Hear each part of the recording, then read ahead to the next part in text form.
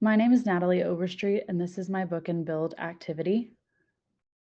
For my book and build activity, I chose the book Snowflake Bentley by Jacqueline Briggs Martin with art by Mary Azarian and the Snowflake Show and Tell activity, where students will create their own snowflake using a piece of paper and scissors. About the book, Wilson Bentley was always fascinated by snow. In childhood and adulthood, he saw each tiny crystal of a snowflake as a little miracle and wanted to understand them. His parents supported his curiosity and saved until they could give him his own camera and a microscope. At the time, his enthusiasm was misunderstood. But with patience and determination, Wilson cataloged hundreds of snowflake photographs, gave slideshows of his findings, and when he was 66, published a book of his photos. His work became the basis for all we know about beautiful, unique snowflakes today.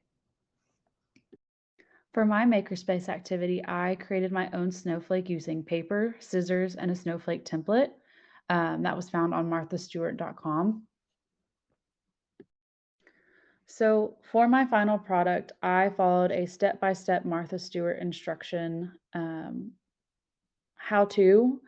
You start with a piece of square paper. If you have an 8 by 11 sheet, you will have to fold that into a right triangle and trim off the excess. Once you have your square sheet, you're going to fold your paper in half diagonally to make a triangle. You fold the paper triangle in half so that the pointed corners meet. Then fold the paper triangle into thirds, overlapping the left-hand pointed corner over the triangle, and then trim the excess. Then there was 4 different options that I chose from, and I followed it in order to cut out my snowflake. Additionally, they did link a template that you were able to use instead if you struggled with free cutting the paper. When I was done, I unfolded the template to see my snowflake. How can we use this in the library? I think this is a great project to use when studying biographies. Specifically, we would be learning about Wilson Bentley. Students can get creative in cutting their own snowflake, or younger students can use a template.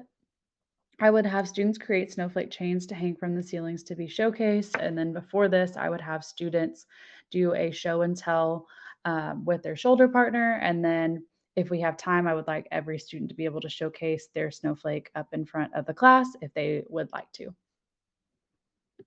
Thank you for taking the time to view my book and build project.